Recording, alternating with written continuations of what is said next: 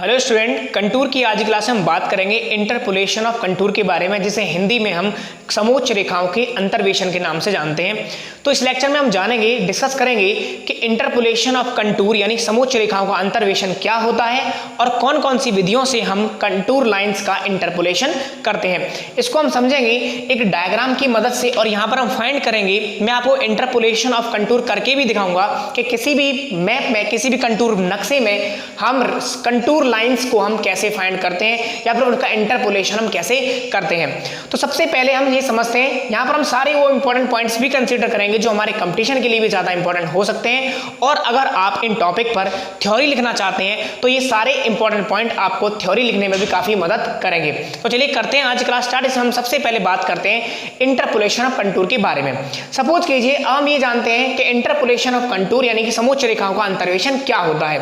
अगर हम बात करें इंटरपोलेशन ऑफ कंटूर के बारे में, तो कोई भी अगर हमारा कंटूर मैप बना हुआ है, जैसा आप यहाँ पर देख पा रहे हैं एक नक्शा, यहाँ पर मैंने दो यहाँ पर मैप बनाए हुए हैं। इन मैप को आप जरा गौर से देखिए। इसमें मैंने यहाँ पर क्या बनाया हुआ है कि यहाँ पर कोई हमारा एक फील्ड था, उस फील्ड में हमने सबसे पहले क्या किया है, लेवलिंग वर्क किया है। लेवलिंग वर्क हम कैसे करते हैं मैं आपको इन शॉर्ट बताता हूँ। सबसे पहले आपने क्या किया होगा, एक फील्ड में गए होंगे, और फील्ड में जब आप गए होंगे तो वहां पर आपने लेवल मशीन सेट की होगी, और जगह जगह आपने क्या किया होगा, इस पूरे फील्ड को स्क्वायर फॉर्म में या फिर रेक्टेंगल फॉर्म में आपने क्या किया, इसको डिवाइड कर लिया होगा। यानी सबसे पहले हम क्या करते हैं, कंटूर सर्वे के अंतर्गत हम किसी फील्ड में जाते हैं और वहां पर हम उस फील्ड को स्क्वायर या रेक्टेंगुलर पोर्शन में हम क्या करते हैं, उसको डिवाइड कर लेते हैं। अब जब हम रेक्टेंगल या स्क्वायर पोर्शन में इसको डिवाइड कर लेंगे तो जगह जगह कॉर्नर पर हम क्या कर देते हैं, पैग, जिसे हम हिंदी में खूंटी के नाम से जानते हैं, पैग गाड़ देते हैं। अब आप लेवल मशीन लेके जाएंगे और फील्ड में आप कहीं पर भी लेवल मशीन को रखेंगे, और लेवल मशीन को रखकर आपको क्या करना है, जगह जगह स्टाफ रखकर उसकी BS, FS और IS यानी कि बैक साइड, इंटर साइड और फोर साइड कैलकुलेट करने के बाद आप उसके एक उचित मेथड यानी कि हाइट ऑफ इंस्ट्रूमेंट मेथड ले लीजिए या फिर आप राइज एंड फॉल मेथड ले लीजिए। उससे आप क्या करेंगे, उसका आप RL पता करेंगे, रिड्यूस लेवल हम पता कर लेंगे, जैसा कि हमने लेवलिंग वाले चैप्टर में हमने सीखा। यानी कुल मिलाकर आप ये कह सकते हैं इन शॉर्ट कि फील्ड में जाकर आपको स्क्वायर में डिवाइड करना है और उस पर लेवलिंग करनी है, और लेवलिंग करके आप RL फाइंड कर लेंगे। अब RL जब हमने फाइंड किए तो हमारे पास उस जो जमीन है, उस जमीन का इस तरीके से हमने लैब में जाकर, सर्वे लैब में जाकर इस तरीके से हमने एक नक्शा बनाया, और नक्शा बना के हर कॉर्नर पर हमने क्या लिखा हुआ है, इसके रिड्यूस लेवल लिखे हुए हैं। आप देख रहे हैं point number A, B, C, अगर मैं इनको नाम दूं, D, E, F नाम दूं, तो क्रम से आप देख पा रहे हैं यहाँ पर जो RL लिखे हुए हैं, जो रिड्यूस लेवल लिखे हुए हैं, वो 99, 98, 99, 100, फिर 99, 100, फिर 101, कुछ इस प्रकार की जमीन है, और उसके हमने RL पता कर लिए। अब यहाँ पर सोचने वाली बात यह है कि हम कंटूर लाइंस इस पर कैसे फाइंड करेंगे, और हमें कंटूर लाइंस फाइंड कर रहे हैं तो कौन कौन से ऐसे मेथड है जिसमें हम कंटूर लाइन फाइंड करेंगे। तो कंटूर लाइन यानी मैं अभी आपको बताना चाह रहा था, उस पॉइंट पर हम आ गए धीरे धीरे कि इंटरपोलेशन ऑफ कंटूर का मतलब ये होता है। सपोज कीजिए मैंने आपको ये कहा कि इस नक्शे को देखकर आप मुझे बताइए कि 98.5 का, यानी मैं आपसे कहता हूं कि 98.5 का कंटूर लाइन खींचिए। इस नक्शे पर आपको क्या करना है, कंटूर लाइन बनानी है, यानी कि ऐसी कंटूर लाइन हमें ड्रॉ करनी है इस नक्शे पर। यानी आप ये कह सकते हैं कि एक ऐसी कंटूर लाइन इस नक्शे पर हमें ढूंढनी है जिसका RL 98.5 हो। तो अब आप यहीं पर समझ लीजिए कि इसी को, यानी इसी तरीके से किसी भी कंटूर मैप पर किसी भी कंटूर लाइन को ढूंढना या फिर उनको फाइंड करना, उसको क्या कहलाता है, इंटरपोलेशन ऑफ कंटूर कहलाता है। अब हम यहां तक ये समझ पाए कि इंटरपोलेशन ऑफ कंटूर यानी कि समोच्च रेखाओं का अंतर्वेशन क्या है, कि किसी भी कंटूर मैप पर जो नक्शा हमें दिया गया है उस पर कोई भी रिक्वायर्ड कंटूर लाइन जिसकी हमें जरूरत है, रिक्वायर्ड कंटूर लाइन को ढूंढना इंटरपोलेशन ऑफ कंटूर लाइन कहलाता है। अब ये बात हमने यहां पर समझी कि इंटरपोलेशन ऑफ कंटूर क्या है, यानी इसके समोच्च रेखाओं का अंतर्वेशन के बाद अब अगर हम बात करें कि आखिर ऐसे कौन कौन सी विधियां हैं जिनकी मदद से हम ये काम कर सकते हैं, यानी इंटरपोलेशन ऑफ कंटूर को आप कर सकते हैं। तो सबसे पहला मेथड हमारा है बाय एस्टिमेशन मेथड। अब इस मेथड के बारे में कुछ हम इंपॉर्टेंट जानकारी लेंगे जो हमें जाननी चाहिए। एस्टिमेशन मेथड क्या कहता है, इसके बारे में हम इसी डायग्राम से समझेंगे। एस्टिमेशन मेथड ये कहता है कि कोई एक जमीन है जो उसका जो स्लोप है वो कैसा है, यूनिफॉर्म है। यानी एस्टिमेशन मेथड में हम ये एज्यूम करते हैं अपने माइंड में कि ए पॉइंट, जैसे सपोज कीजिए मैं इस नक्शे में 98 जिसका आरएल है उसका मैंने पॉइंट ए नाम दिया, इसका मैंने पॉइंट बी नाम दिया, इसका पॉइंट सी, इसका पॉइंट डी और ई और एफ, इस तरीके से मैंने यहाँ पर इनके नामकरण कर दिए। अब यहाँ पर देखें जरा, आपको दिखाई दे रहा होगा कि ए पॉइंट का आरएल 98 है जबकि बी पॉइंट का आरएल हमारा 99 है। इसका मतलब क्या हुआ, जमीन हमारी ए पॉइंट अगर यहाँ है तो ए पॉइंट से अपवर्ड डायरेक्शन में चलती जा रही है और वो 99 पर आ रही है। यानी एस्टिमेशन मेथड ये एज्यूम करता है कि ए पॉइंट से बी पॉइंट तक एक रेगुलर और यूनिफॉर्म स्लोप है, यानी एक समान ढाल है। क्या ऐसा नहीं हो सकता, जैसे मैं बताता हूं यहां पर कि 98 यहां है, ठीक है, और 99 यहां पर हो, 99 तो जमीन हमारी कुछ ऐसे हो बीच में, इस तरीके से हो, यानी इस तरीके से तो पॉसिबल है। ध्यान से डायग्राम में बनाता हूं। जैसे सपोज कीजिए कोई पॉइंट ये है, इसका आरएल हमारा 98 है, ये कोई एक पॉइंट ये है, बी पॉइंट हमारा इस तरीके से भी तो हो सकता है, ऐसे 99, लेकिन तो इस तरीके से हमारा बी पॉइंट हो सकता है। लेकिन जो हमारा एस्टिमेशन मेथड है ये क्या एज्यूम करता है, ये एज्यूम करता है कि आपको जो जमीन है वो इस तरीके की नहीं होगी, वो जमीन हमारी इस तरीके की होगी, ऐसे ऐसे, यानी कि उसमें चाहे बेशक कितना भी हमारा स्टीप स्लोप हो, बीच में हो भी सकता है, नहीं भी हो सकता है, लेकिन ये पूरे मैप में यही एज्यूम करेगा ये मेथड कि जमीन में एक समान ढाल है। अब देखें, आप देख रहे हैं कि जमीन हमारी किसी भी तरीके की हो सकती है। ये मेथड ऐसे बिहेव कर रहा है जैसे कि जमीन यूनिफॉर्म है, जमीन हमारी स्टीप भी हो सकती है, नॉन यूनिफॉर्म भी हो सकती है, इर्रेगुलर भी हो सकती है। तो अब उस केस में हम ये कह सकते हैं कि इस मेथड से एस्टिमेशन का मतलब होता है अनुमानित। अब यहाँ पर हम एस्टिमेट ही कर रहे हैं तो ये विधि हमारी कैसी है, एक्यूरेसी अच्छी नहीं दे पाती है। इसी के कारण एक्यूरेसी अच्छी नहीं हो पाएगी, या फिर जहां हमें हायर एक्यूरेसी की जरूरत होगी वहां हम ये मेथड यूज ही नहीं करेंगे। ठीक है, तो अब एक एक करके मैं पॉइंट लिखना स्टार्ट करता हूं, फिर आपको और समझ में आएगा। तो यह एक मेथड है, कैसा मेथड है ये, आप कह सकते हैं इनएक्यूरेट मेथड है या फिर इम्परफेक्ट मेथड है। तो मैं यहां पर लिख रहा हूं ये एक परफेक्ट मेथड नहीं है, तो मैंने यहां पर लिखा यह एक इम्परफेक्ट मेथड है। यानी कि आप कह सकते हैं कि ये एक इनएक्यूरेट मेथड है, इतनी एक्यूरेसी इसके अंदर नहीं आती, तो हमने कहा दिया एक परफेक्ट मेथड नहीं है, यानी ये इम्परफेक्ट मेथड है। अब आगे बात करें, इस मेथड में ये एज्यूम किया जाता है कि ग्राउंड कैसा है, यूनिफॉर्म स्लोप वाला। कैसा है, यूनिफॉर्म को हिंदी में हम कहते हैं एक समान ढाल, या फिर एक रेगुलर स्लोप भी आप इसको कभी कभार कह सकते हैं, यानी रेगुलर स्लोप। तो मैंने यहां पर आप सेंटेंस पूरा पढ़ के देखें जरा, क्या हो गया सेंटेंस। इस मेथड में ये एज्यूम किया जाता है कि ग्राउंड हमारा यूनिफॉर्म या रेगुलर स्लोप वाला है। आगे अगर बात करें नेक्स्ट एक्यूरेसी की, तो इस मेथड का यूज तब करते हैं जब हमें हाई एक्यूरेसी की जरूरत नहीं होती है। तो हमने कहा कि हाई एक्यूरेसी की जरूरत हमारी जब नहीं होगी तब आप वहां पर ये पॉइंट यूज कर लेंगे, ये मेथड आप यूज कर सकते हैं इंटरपोलेशन के लिए, यानी कि कंटूर मैप पर समोच्च रेखा यानी कंटूर लाइन ढूंढने के लिए आप इस मेथड को यूज कर सकते हैं। लेकिन अब आगे देखें कि स्केल ऑफ मैप की बात करें, यानी कि कौन से स्केल मैप के लिए हमारा ज़्यादा उपयुक्त है, तो हम बात करेंगे इस मेथड का उपयोग हम स्मॉल स्केल के लिए करते हैं, यानी कि ऐसे नक्शे जो स्मॉल स्केल पर बनाए जाते हैं।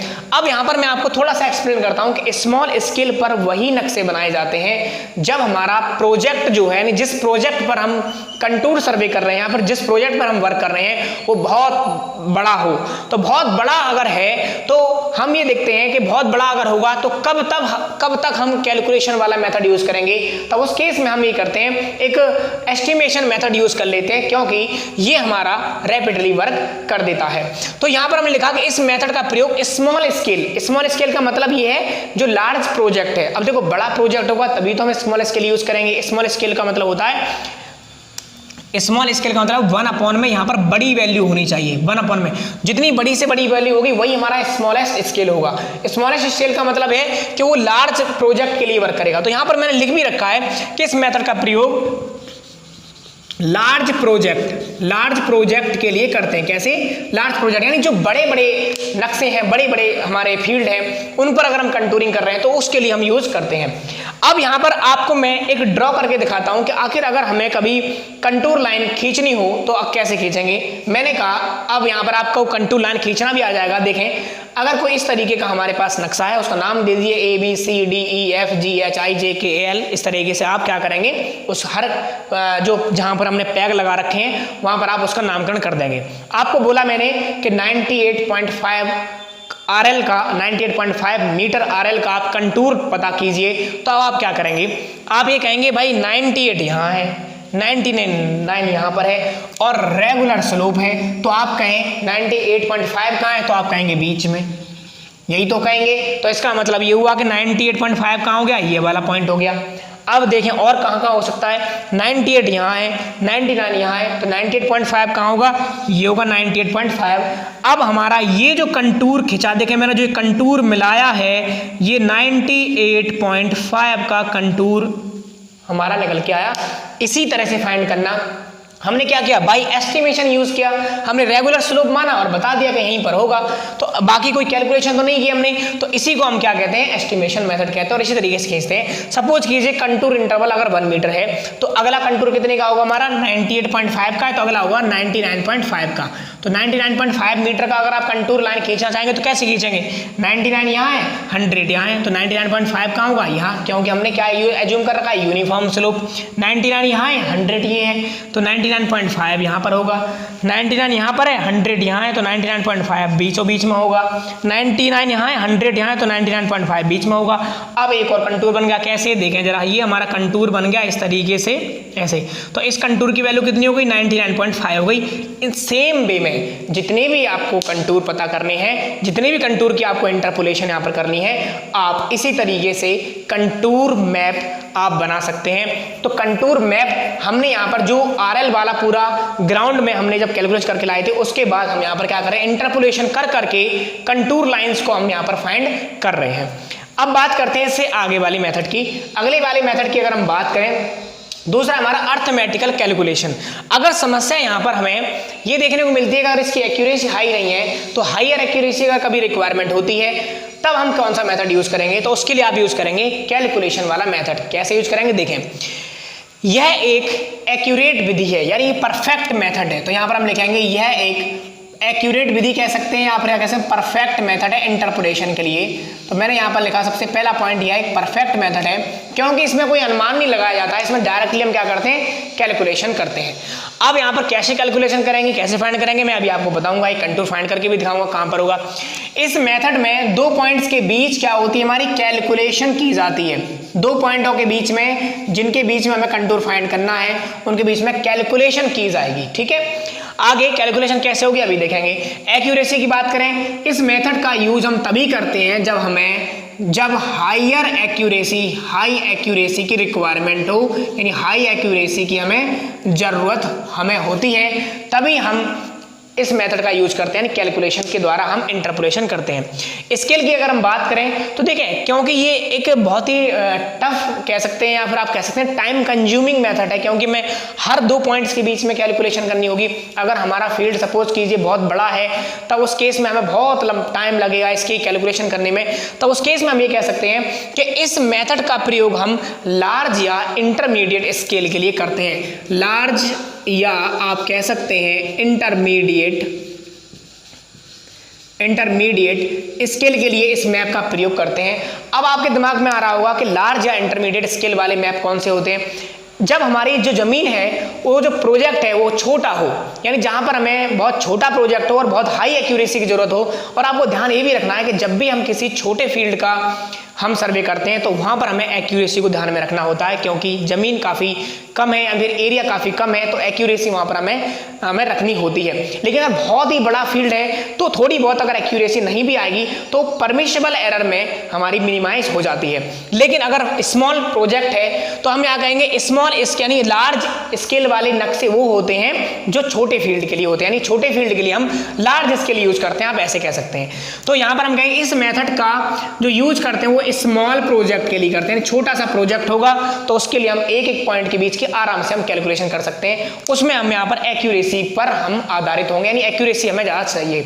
अब सपोज कीजिए मैं सेम वे में अगर आपसे कहूँ कि इस नक्शे में अभी, यानी इस जो हमने यहाँ पर कैलकुलेशन की है, जो हमने लेवलिंग करने के बाद जो हमने सीट ये तैयार की है किसी भी फील्ड की, इसमें अगर मैं कहूँ कि 98.5 का आरएल कैसे पता करेंगे, तो उसके लिए क्या करते हैं हम ध्यान देंगे।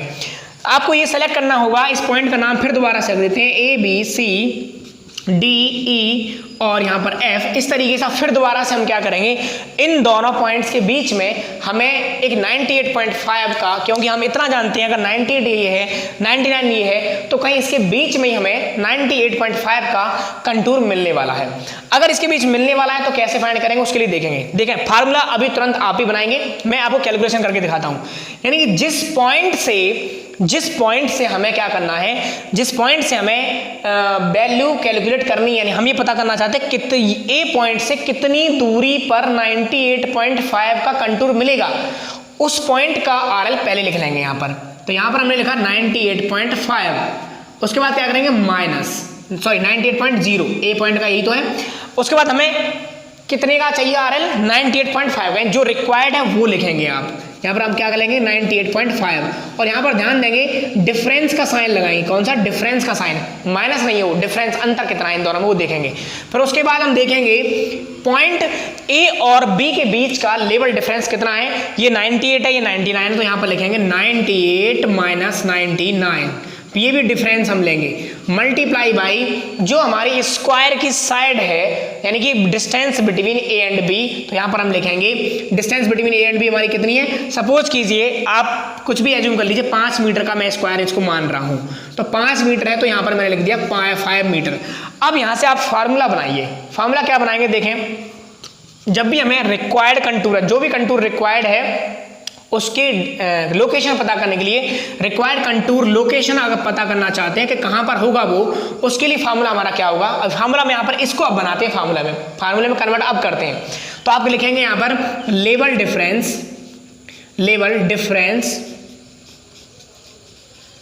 डिफरेंस बिटवीन किस किस के बीच में, point A and required contour, point A and required contour, यानी जो कंटूर हमें रिक्वायर्ड है, रिक्वायर्ड कंटूर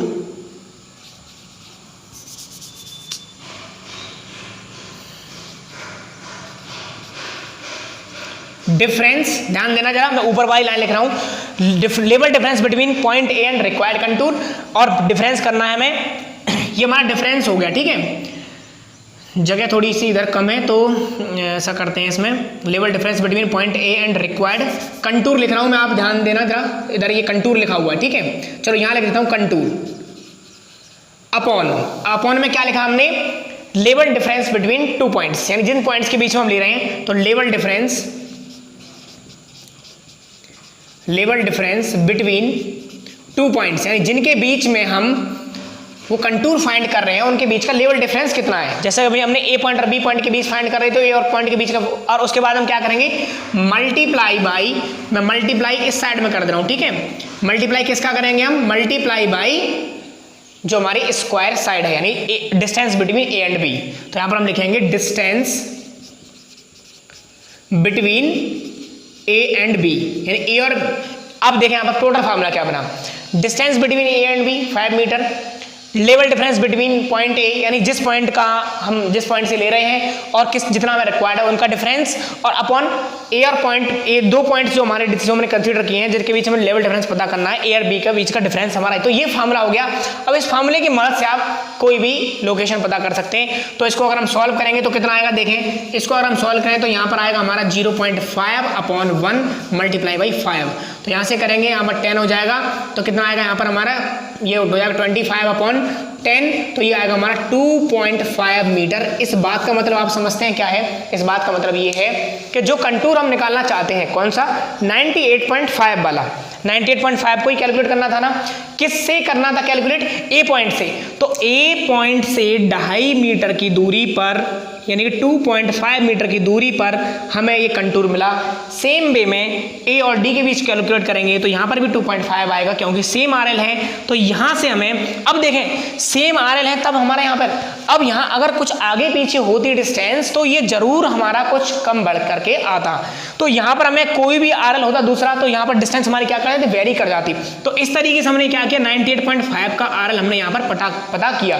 तो ये चीज थी हमने कि कैलकुलेशन के द्वारा ये कह सकते हैं हम अनुमान बिल्कुल भी नहीं लगाते, डिस्टेंस हमारी पॉइंट्स में तक पता होती है कि कितनी दूरी पर हमें ये कंटूर किस पॉइंट से मिलेगा। तो यहां से हमें एक्यूरेसी की ज्यादा उम्मीद हम यहां से कर सकते हैं। ठीक है, तो ये हमारी थी कैलकुलेशन मेथड। इसके बाद हम चलते हैं तीसरी मेथड पर, जिसे हम कहते हैं ग्राफिकल मेथड। ग्राफिकल मेथड की अगर हम बात करें तो इस मेथड में क्या करते हैं, ये मेथड हम तब यूज करते हैं कंटूर के इंटरपोलेशन के लिए जब हमें एक तो हाई एक्यूरेसी की रिक्वायरमेंट हो और साथ के साथ में बहुत ही बड़ी मात्रा में हमें इंटरपोलेशन वर्क करना हो, तब जाके हम क्या करते हैं, ग्राफिकल मेथड यूज करते हैं।